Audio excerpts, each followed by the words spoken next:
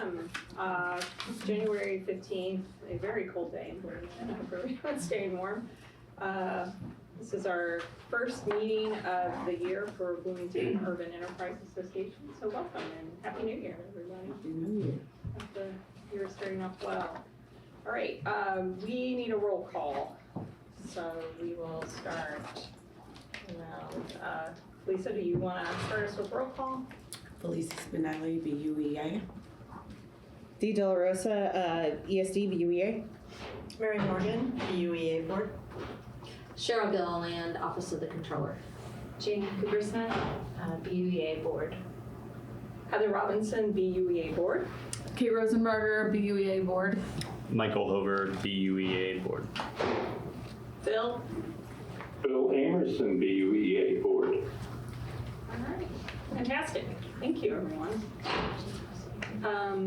Let's see, we have approval of minutes.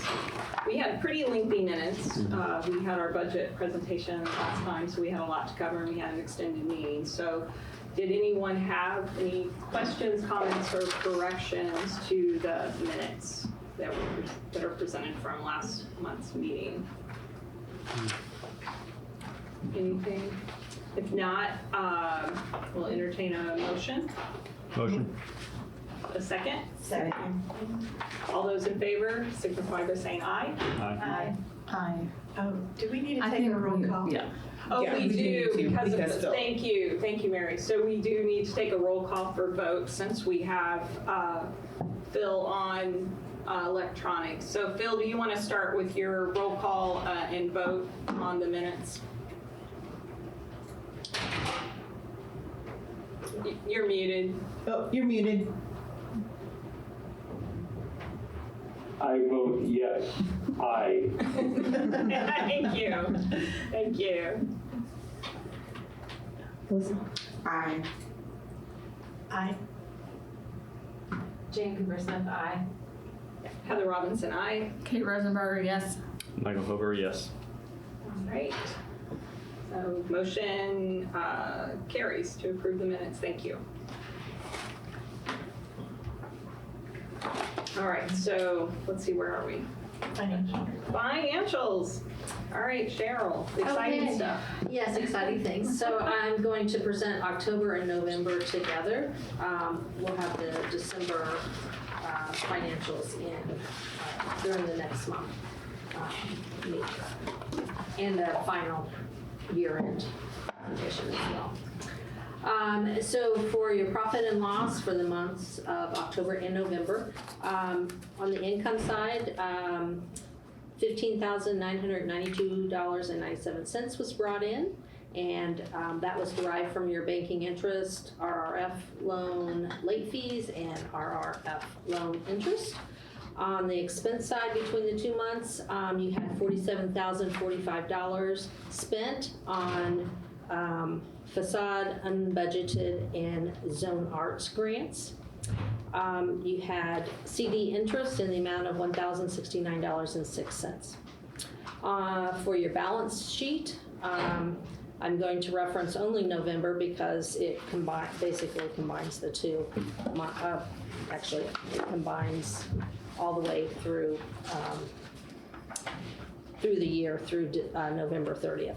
So your total checking and savings balance is $2,938,204.07, and that is derived from your First Financial, German American, IU Credit Union, and People's State Bank. Hey, Cheryl, quick Yes, question on and I know that it's a sweep account, the checking, the FFB checking. I noticed the negative 19,355 is the same for October and November. Yes, there's a check out there that was written actually in 2023, so I need to get with Dee and see if we can eliminate that. Oh, I see. So it's creating the negative Yeah, for it's you creating from the negative. okay, because of that account, the checking is just a sweep, right? You put okay. Exactly. Yeah. All right. So Thanks for there that. is a check out there that, for whatever reason, I haven't. It's recorded. Right, but it never cleared. Yeah, or it just, some other transaction happened instead, Okay. I'm not sure. Okay, all right. So, thank you. yeah, I need to get with Dee to get that one cleared up so we can wrap up for the end of the year. Okay, thank you. Yep. Let's see. Other assets for long-term notes receivable, the total amount is $146,942.65. So your combined assets at the end of November came to $3,083,146.72. When you are looking at your budget versus actuals through November 30th, you had $191,463.59 as income received, which is 35.6% of your overall budget amount of $538,569. On the expense side,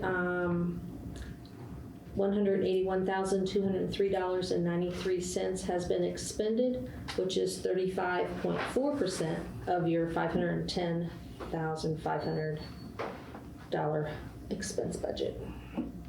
So you're spending and receiving about the same rate of 35% overall. So that wraps up your financials through November 30th. So one other quick question. I know that the zone membership fee is a big portion of that variance is Catalan. Do we know if the payment for Catalan has been received in? So the payment has not been received. I Okay. checked in with them. They have gotten no word from the county, even though we have sent in the resolution. I have written the county and told them that, hey, we're good to go. So since they haven't received their tax bill, we haven't received our participation fee. Okay. So I have also emailed the county again to reiterate that we have approved this. That's kind of where it stands right now. In February, there is an additional approval that we have to do for a correction on their real estate EZID. After delving in with Mr. Allen last year about it, we also are the governing body over that as well when it comes to that participation fee payment. So we will have to do some type of vote, and I don't believe there has to be a resolution, but I have to look deeper into it. I believe that it is we just have to agree, send a letter to the county, and then that goes through. So I'm gonna have to get with Alex on that and figure some of that stuff out. That's after the 2024 reconciliation. Mhm. There's one more change that was found. Yep. Okay. Yeah.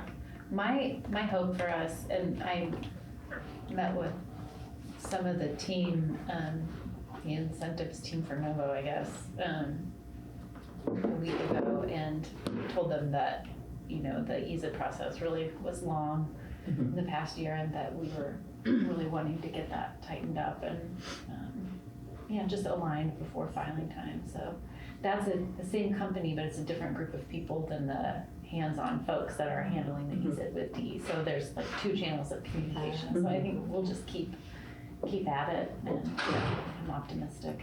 Yeah.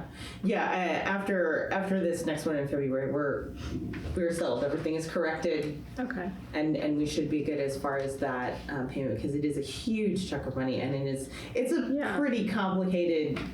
Looking back on the former files, like it was pretty complicated even putting it together, because it's multi-layered, which is why there were so many mistakes and discrepancies and all of that. So now that it's settled, hopefully it'll be smooth sailing after we get that done and we can get some payments in. So Okay. All right. Thanks for that update. All right. Any other questions for Cheryl on the financials? Anyone? Good. All right. So we'll need to then, do I do the motion first or the roll call and vote first with the electronic? I just want to make sure I'm covering that I think correctly. we do motion and then roll call. Yes. Okay. So we need a motion to approve the financials. So moved. Second? Second. Okay. And so now we'll need to do a roll call of the votes on that. Phil, we'll start with you again. Yes. Lisa, aye. Mary Morgan, yes. Jane Cooper Smith, yes. Heather Robinson, yes. Kate Rosenberger, yes. Michael Hover, yes. All right, none opposed, motion carries unanimously. Thank you. All right. Thank you, Cheryl. Appreciate You are very welcome, and I'm going to excuse myself. I have a lot of work to do. Understood. Thanks for joining us. Enjoy the new chairs. Yeah, they're lovely. All right, so let's see, where are we? I'm getting back up to Director's report. Directors report, D. I'm going to switch these around really quick. We'll do the organizational update and housekeeping. Open seats, we do have, I just got it this morning, we do have a new member to the board from the Plan Commission, appointed by the mayor, Brad Whistler. I don't know much about Brad, but I'm pretty excited that we have another person on the board. So yay, more will be easier. All right. So I'm sure we'll meet Brad probably next month. So there's that. As far as remaining open seats, we are always looking for a resident that is other than a Democrat.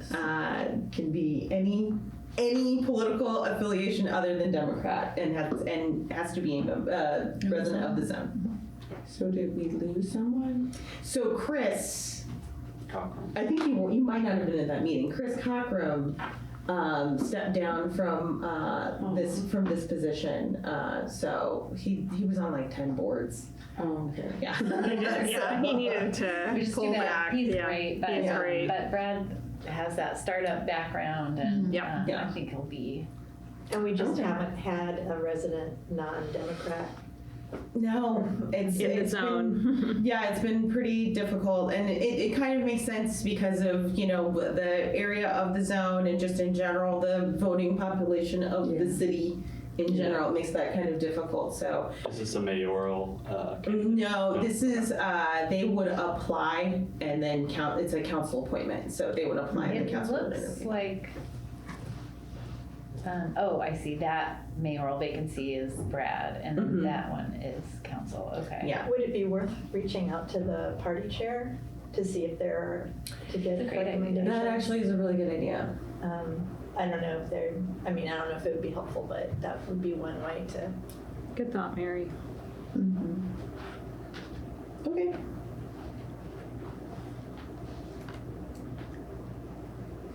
All right, so there's that. Election of officers, that will happen next year. I looked through the bylaws and it happens every other year. So, Okay. Yay! so everybody stays where they are. Term limits? So, we were trying to figure that out in our pre-meeting. Yeah, I was and like, it's wait a no, minute, I don't think that's happening quite So- yet. Honored to serve, honored to serve. Yeah, and then just an FYI, I have been I am joining the Wonder Lab board this year. Oh, that's great. So I just want to disclose that because Wonder Lab has been a grant recipient from Sure. UEA, so I just wanted to put that out there so everybody knows that that's what's happening this year. So I'm really excited to join that board, and it's I really love what they do, and Yeah. and all that. And if we need to, we'll just work to avoid that Mhm. potential conflict. I'm Yeah. sure it's not an actual conflict, but we'll avoid the appearance of it. Mhm. And congrats, that's so awesome. Thank you. Yeah. Yeah. Thank you. Nice. Grant progress update. We have, so I have finished all the grant applications. ITS is currently testing them through our Civiform portal. Once all the tests are complete and all of that, those are gonna be live. So I have done, online applications for our three usual ones, the business enhancement, the DEI, and the resident economic independence scholarship. So those three are up, and then I've also done it for the building grants as well. So all of our building grants are up, and then we're still working on the direct grant, or the minor improvement grant, only because we're still trying to figure out the back end paperwork that goes to that. like I said before, we're trying to get those, we want those to move as quickly as possible, so Yeah. we've got to figure out all of that background paperwork so we can get it done, but as soon as those are live, here we go, and I'm really excited about it. It's going to make my life a lot easier, and all of the templates for the contracts are ready to go as well. I've sent them to Alex so she can review those, but yeah, we're up and running as soon as that's live, so I'm really excited. That's really And exciting. this is where we start doing the grants, just totally reading them and they don't have to come in. Yeah. So when I get a grant application, I'll download it, print it off. It'll be in the packet. So I will be much better about. I know, get the packets out a little late, but sometimes. But this will help me out a lot in getting the packets out earlier, so you have plenty of time to look over the grant applications. So yeah. Yeah.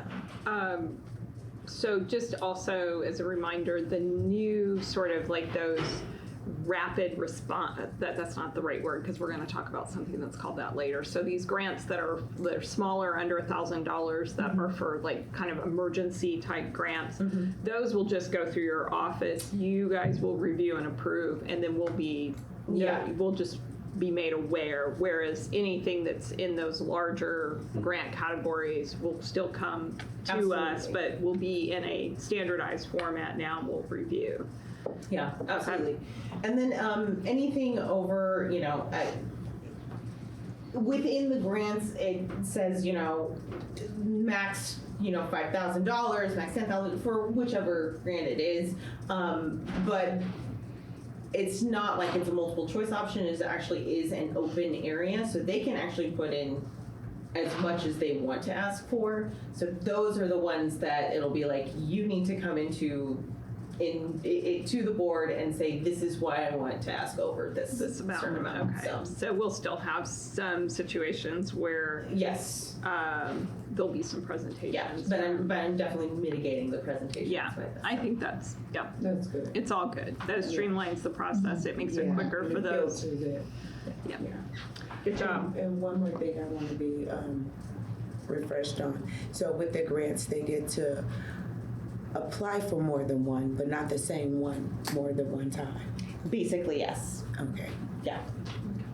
All right, thanks. All right, great. Is there like a time frame on that? So I'm, again, just since we're talking about it, so if a business applied for, say, an improvement grant and received it, can they never apply for an improvement grant again? Is there like a time, within a time frame? So right now, the terms of those grants that we approved in the past, it's a one-time ask right now. Okay.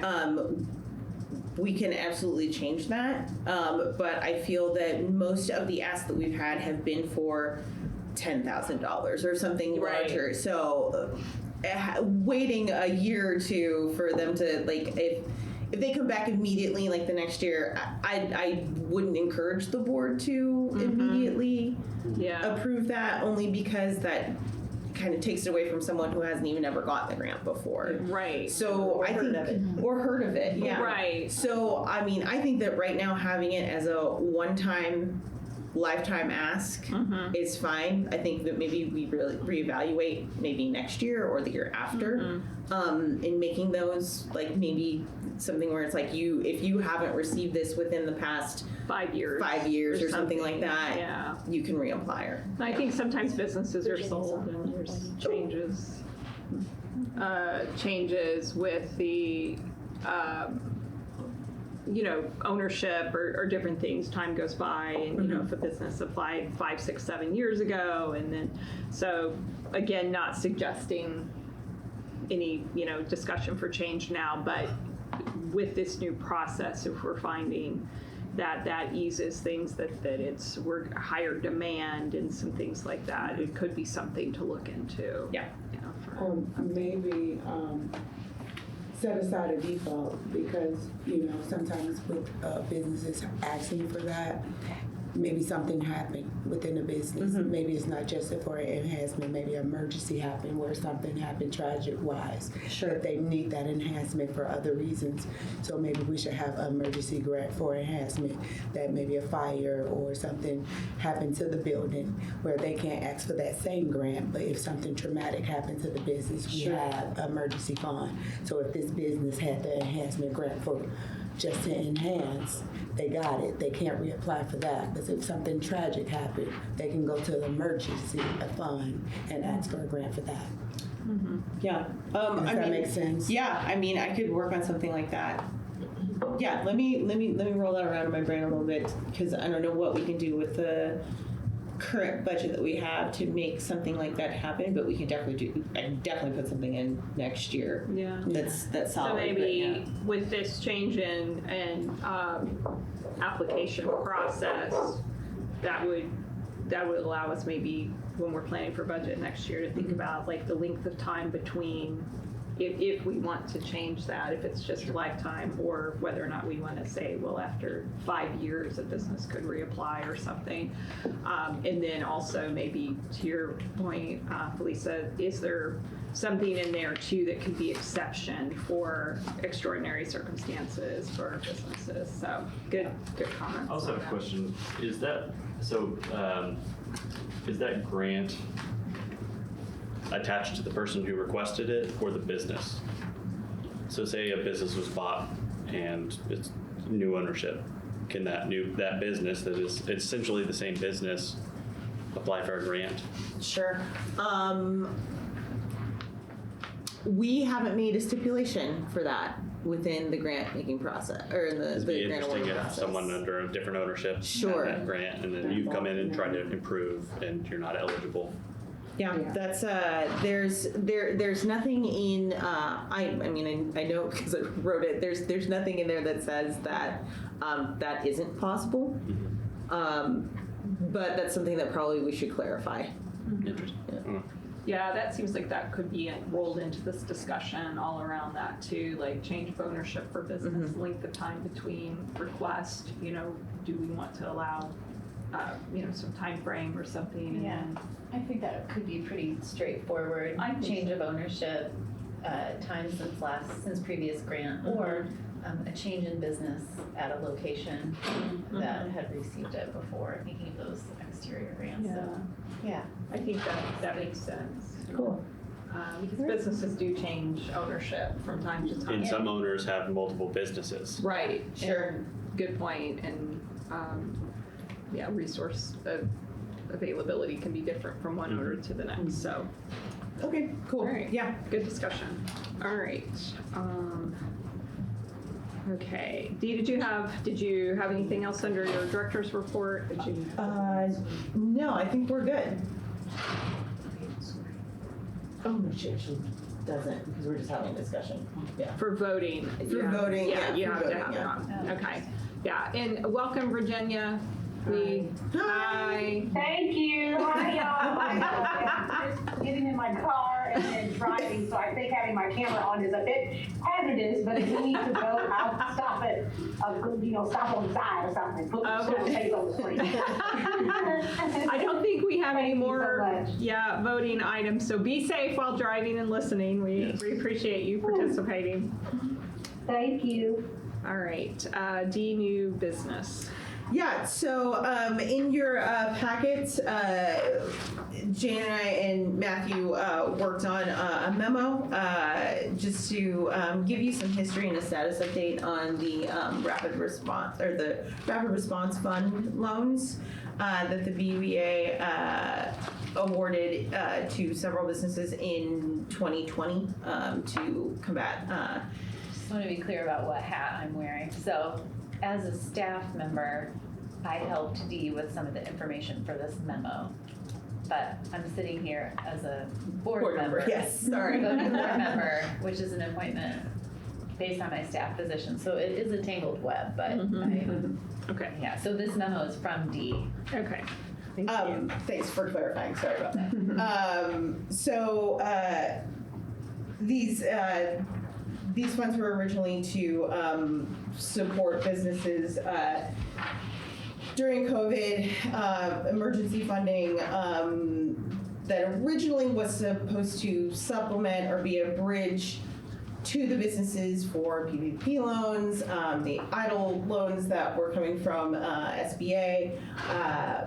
But because of the severity of the situation, these ended up being funds that businesses directly needed for either investment or overhead.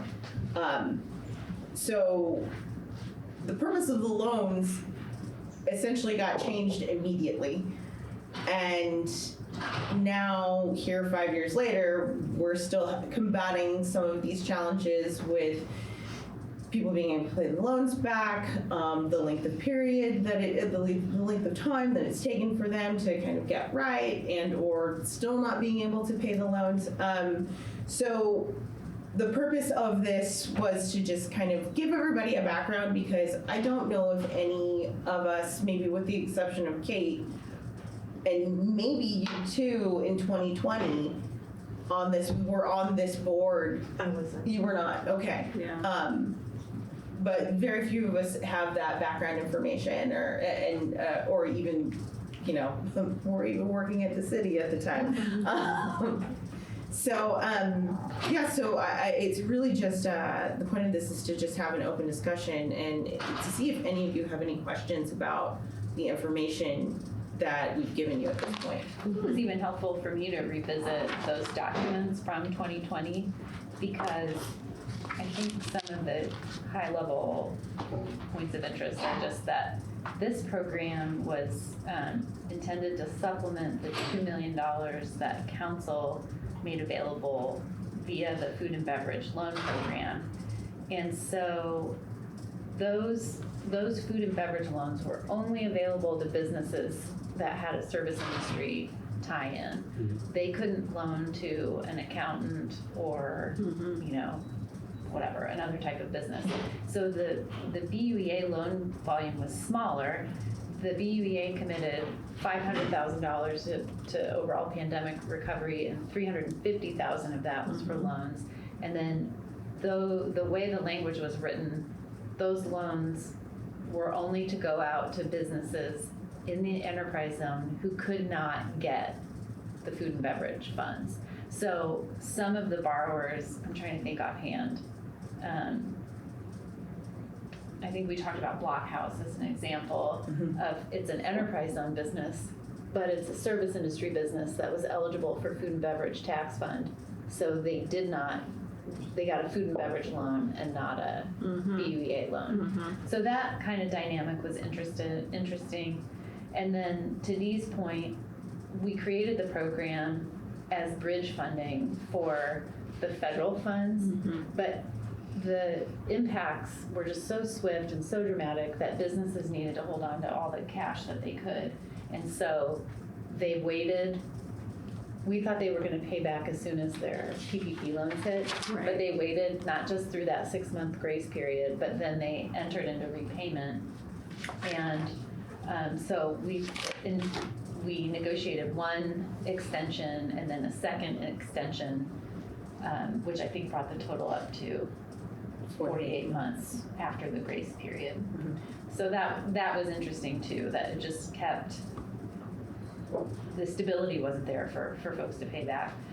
Another interesting dynamic when we think about bank lending, small business lending that like CDFI Friendly does or that a bank does, they're loaning money so that a business can make an investment. Maybe they're going to buy equipment, maybe they're going to cover their startup costs, maybe they're going to have a line of credit so that they can buy inventory, but it's all going to support growth and increased revenue.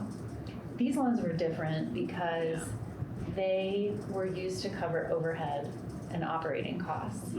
So if you think about the PPP, the Paycheck Protection Program, those loans were directed toward overhead costs, and those were the loans that had the forgiveness program attached to them. So the feds were saying, okay, here, just keep the lights on, keep your employees paid,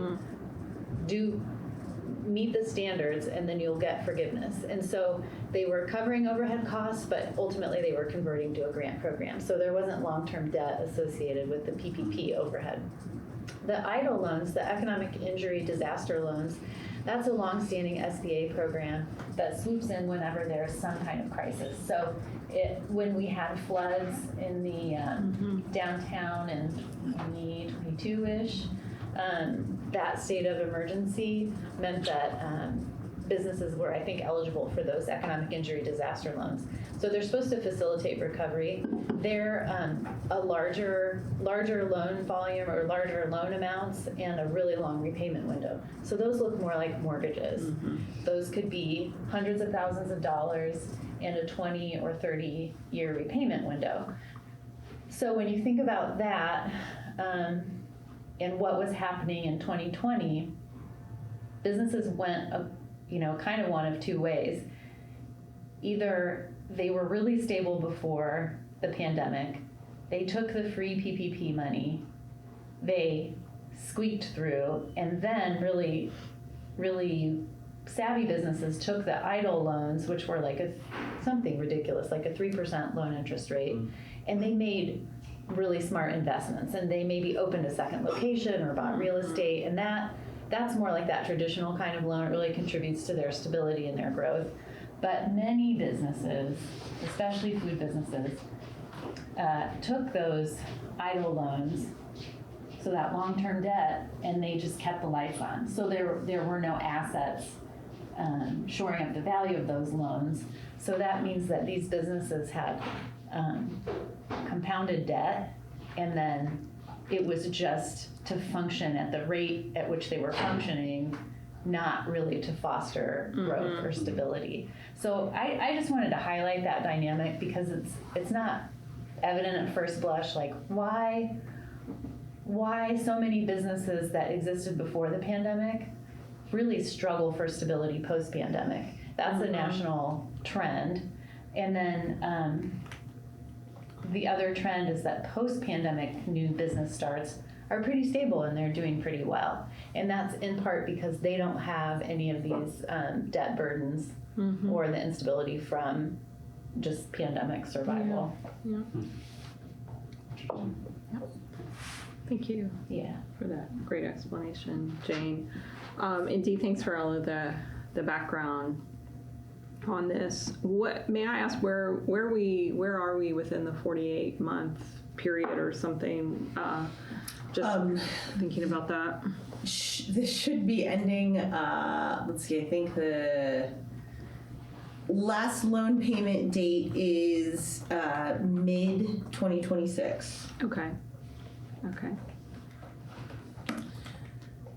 One of the other things that I also wanted to highlight is that now we understand kind of the situation with the food and beverage and service industry in this situation, and Jane touched on it briefly, but a lot of those businesses were breaking even before, because those just are industries that tend to be in that situation.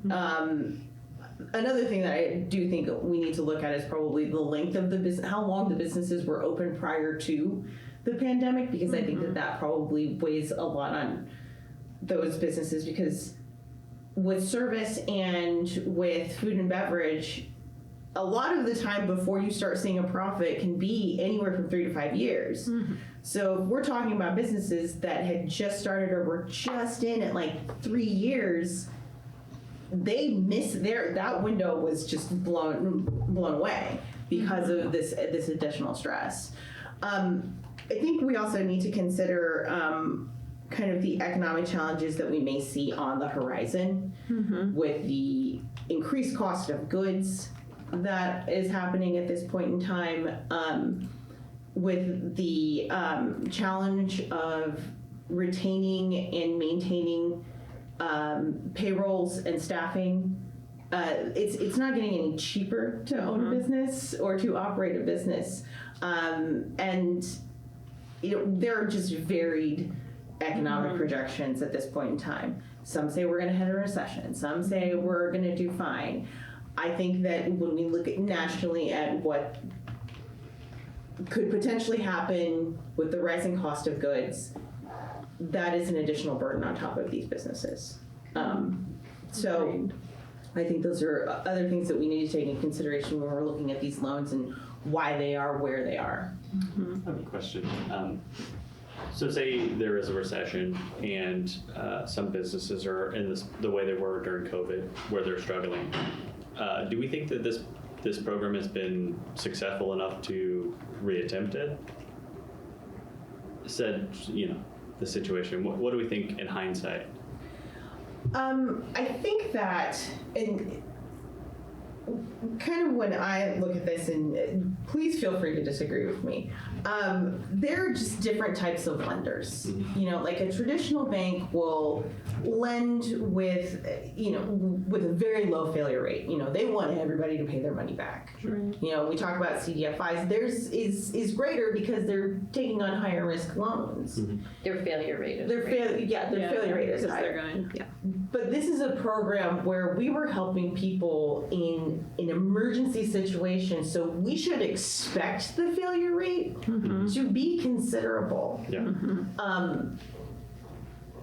So I think that if we come to a point where this is something possible, it'll be out of necessity. It will be whether we want to do it or not. Right. And I think that we should expect that we are going to have a higher failure rate than a CDFI because we are taking on some pretty high risk loans in an emergency situation. Yeah, that's interesting. The risk tolerance is the thing, right? So banks have lower failure rates. They can't tolerate the risk because they're accountable to investors. Right. We're a nonprofit that is tasked with supporting, economic growth in a geographic area. So that's interesting to think about how we define that.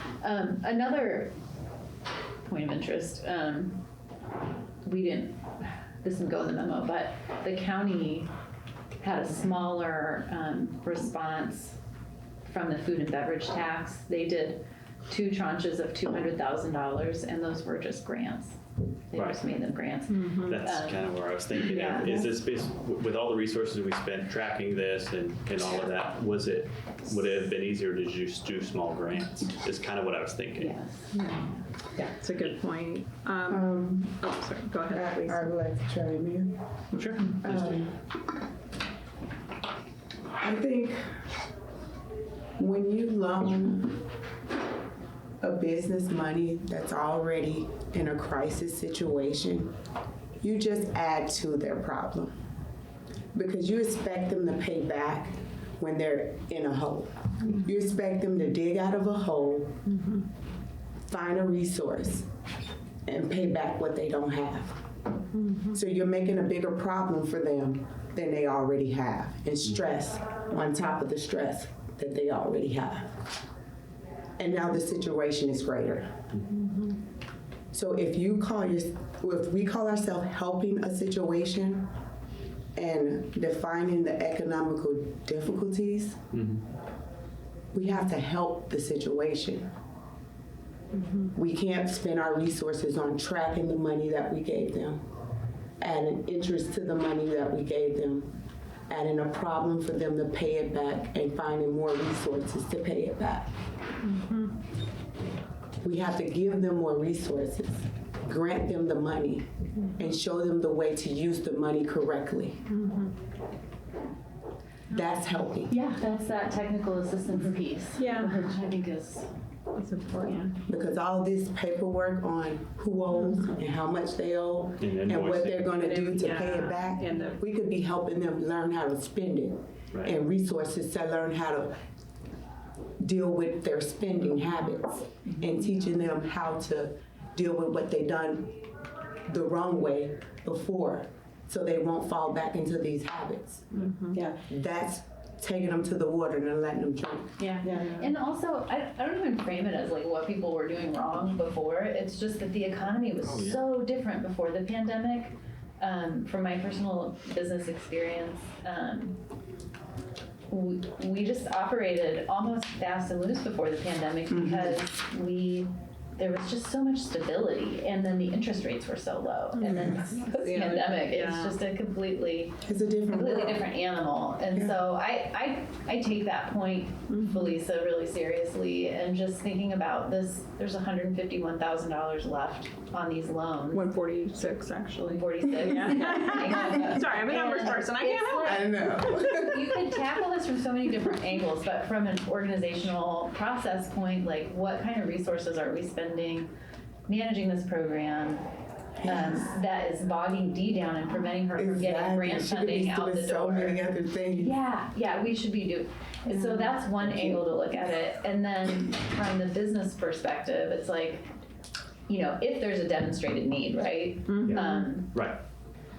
What would it mean for those organizations to get this shadow, out of their way, to get this specter out of their way, so then they can service the debt like the EIDL loans if they have personal guarantees on them. This could really have impact on those individuals' credit standing, or I don't know what the right way to say that is, but it could be pretty meaningful, I think.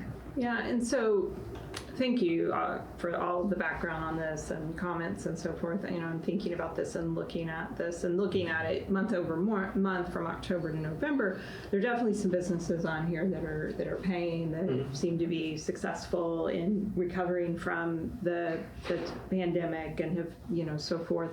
So, it seems that there are businesses in different kind of orientations to, whether or not they can pay this. So if we're looking as a board as a way that we understand that these were loans and some businesses are simply just not going to be able to pay them back, and it doesn't make sense for their time, resources, and so forth to continue to go after the funds, how then, as a board, what kind of process or qualification process or something could be developed? And this is where I would invite staff to maybe bring a recommendation, so that if we want to essentially take the loss on some of these loans.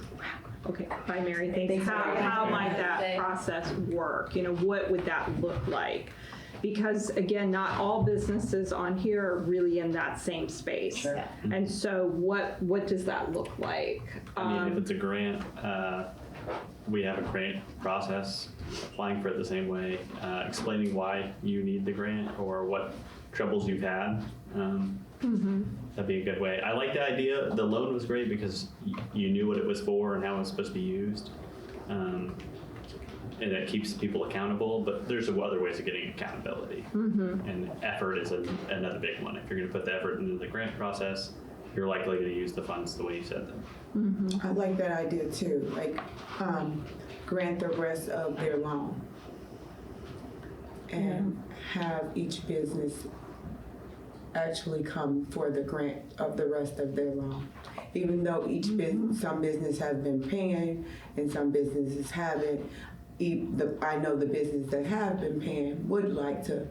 I bet if we ask them, they may even be struggling to pay. Yeah, and there's a little bit of, we talk to people all the time, and there is, from certain businesses, desire, a stated need, but a reluctance. They have been reluctant to say publicly, like, we really need you to forgive this. Like, they don't want to be perceived as. So I guess what I'm saying is, just because we haven't heard from people doesn't mean that they don't have a need, but I do agree there would have to be a clear process and clear parameters for analyzing that need. So is that something that, maybe because you guys are obviously in the weeds working on this, that we could look at, and I'm not suggesting next meeting have something ready, but we are talking about this. We want to advance this, looking at what a draft or proposed process would be, and if it is taking these and essentially turning them into grants. We do grant money to businesses all the time, and so I really like that that idea and just kind of working through what that looks like, what kind of a process that would be. And then just,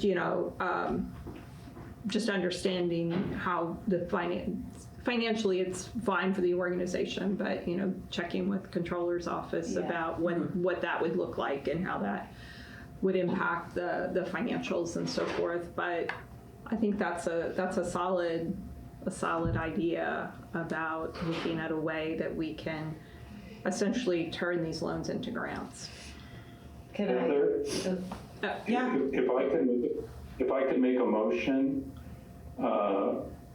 could we ask the staff to come with a proposal to the March meeting as to how we might address this in a way that's helpful to all those outstanding loans? Mm-hmm. Yeah. Is that reasonable for staff? A couple of months? Absolutely. All right. Absolutely. I think that's excellent idea. So Thank can you clarify what you mean specifically by all the outstanding loans? Well, I think there's the dilemma. I could go several ways, but let's just go with the issue of there may be some businesses that have been successful in paying it back, but they're still under stress. Yeah. And we don't know that. Right. Yeah. And so I don't think we need to go ask them or monitor it. I just think we ought to offer some relief for everyone. Yeah. Thank you for that we're tracking that. There's another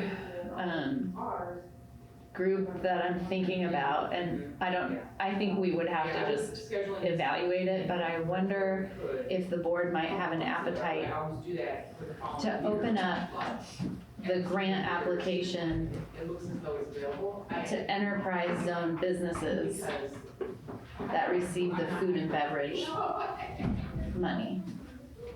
I don't know what the dollar amount is on those loans, but so going back to that initial disbursement period, the BUEA funding was used for the fewest businesses possible, right?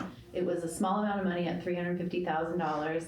And so businesses like Blockhouse is the example. That's an enterprise zone business that received food and beverage tax funding, I think for $50,000. I don't know what they have outstanding, but would the board consider funding, Taking on the additional. considering a grant application for the remainder of The theirs? conditional. That's a good question. That's another $714,000. Well, No, not for all of them. most of them are outside of the enterprise zone. I see. Just Okay. those All right. under the Yeah. zone. Okay. Sorry. You gave me a heart attack. But where is council on, do you know, is the council responsible for the food and beverage loans?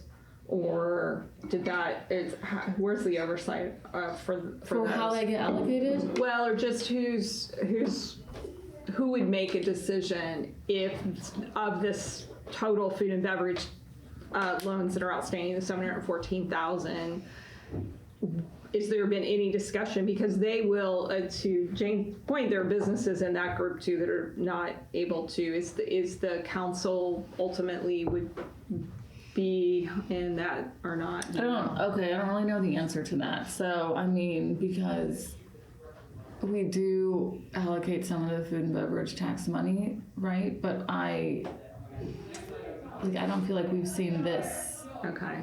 at all. Okay. I think.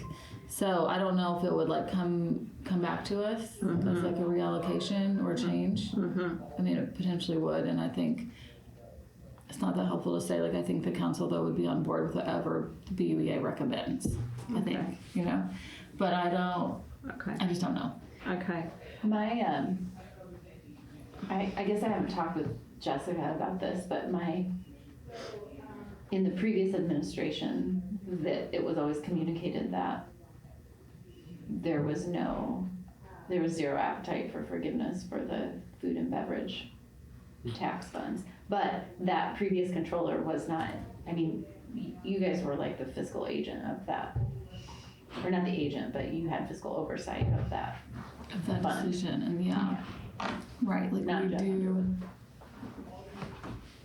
Right, and it just has to kind of be used for something that is still, I mean, I think it's still the tourism related line in state code, right? That, Yeah.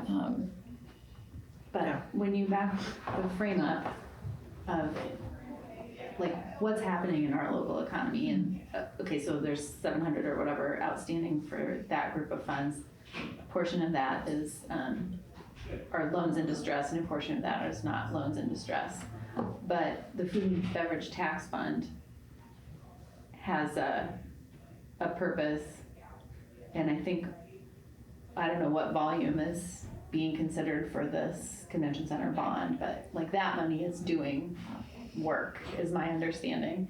Whereas the BUEA, you all are sitting on $3 million that is, my perspective is. Yeah, we'll need to transfer. Yeah. Okay. and well, But this is complicated, and Yeah. I knew I was asking an entangled question, to be Right. really clear. Yeah, perhaps Yeah. we can get some more information about exactly what that is. And Right. review it at either the March meeting or February. Yeah. Yeah, But sure. I'd be interested in it, sure, yeah. I would too, of Just to know what that. that number is. Especially because they're in the zone. And Right, who, you know, yeah. not So- who, If there's how many some way to folks are struggling. determine, yeah. So the total amount for FAB loans in the zone, this is everyone, it's $518,000. So that So- includes the That's still a 150, lot. That includes the one, or 146. or, yeah, the 146. Oh, that includes the 146. How much Okay. is that again? Five. Oh, no, actually, no, that doesn't include the 146. That's, okay. Big, no. Definitely something for further discussion with that piece. I That would think have to be, there would have to be some serious qualifications. serious Yeah. qualification. So for those grants, or excuse me, loans that came from BUEA, staff works on a process for how we could look at converting those to grants. Yeah. All right, Yep. great. Any final? One question. March, right? Yeah. The meeting minutes today, and I think there was another version sent out saying there was a typo. I see that it says 11:30 for today's meeting. Yes. Is that the typo? That was the typo. Okay. That was- Just want to make sure we got that right for the minutes Yes. next month. My apologies. My bad cut and paste job. Thanks for the discussion. Any final words, Phil, Virginia? Everything good? Good. All right. Have a good day, guys. Okay. Thank everyone. you. Thank you so much, everyone. Have a Bye, great day. Phil. Bye, Virginia. See you guys.